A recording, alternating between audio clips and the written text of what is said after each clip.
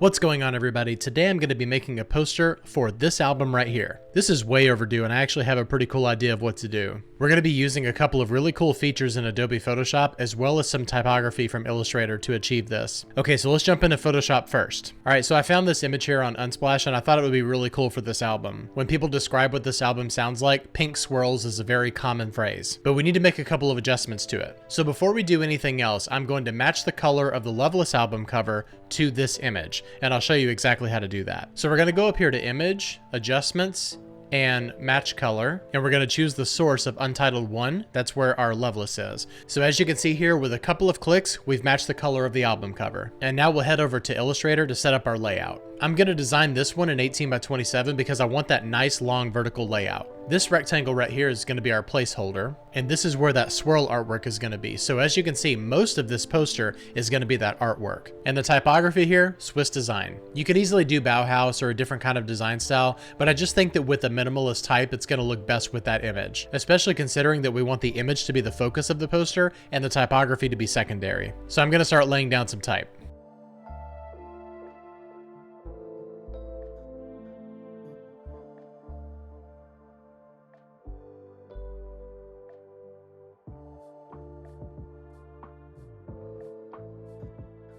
All right, so I have all the type laid down that I want to put on the poster, so I'm just going to go in and arrange it.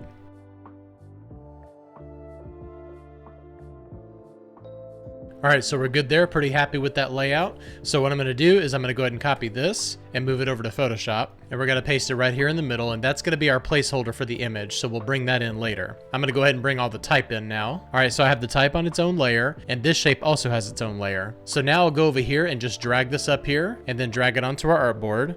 Hit V on my keyboard, and we're going to center this right here.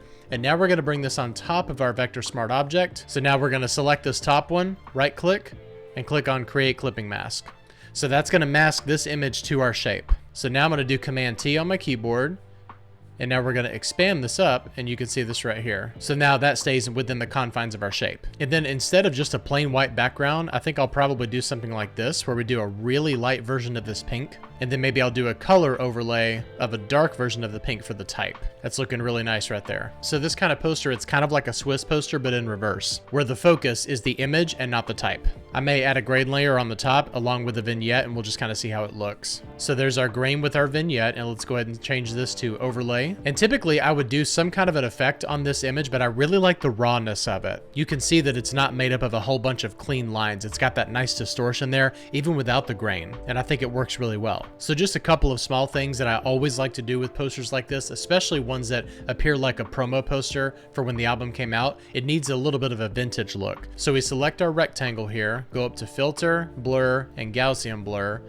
And for this one, we'll probably do about a 3. And that's going to blend the rectangle into the background there to make it look like it's not just a clean line there. And then we'll need to do the same thing to the type, but just around a 2. That should be just fine. All right, so now this really does look like it's aged. Just by doing a Gaussian blur, you can really achieve a nice effect. And if you want to take that effect just one step further, double click on your layer, hold down Option on your keyboard, and release this little guy right here. And keep dragging him all the way to the left. And as you can see, the further you go left, the more it's going to fade out that type. I'm pretty happy with about a 190 right there. Okay, so here's our My Bloody Valentine Loveless poster right here, this pink swirly poster. I think it looks really awesome. And just like my previous Shoegaze video, you could easily do a series on this. Just choose whatever image you think is going to work best for the album. All right, well, I really like this poster. I hope you do too, and I hope I taught you something today. All right, well, thanks a lot for watching me make that poster today. If you like this video, please hit like and subscribe, and also click the bell for notifications to be notified of all new content. Thanks a lot for watching and subscribing, and I'll see you next time. Bye-bye.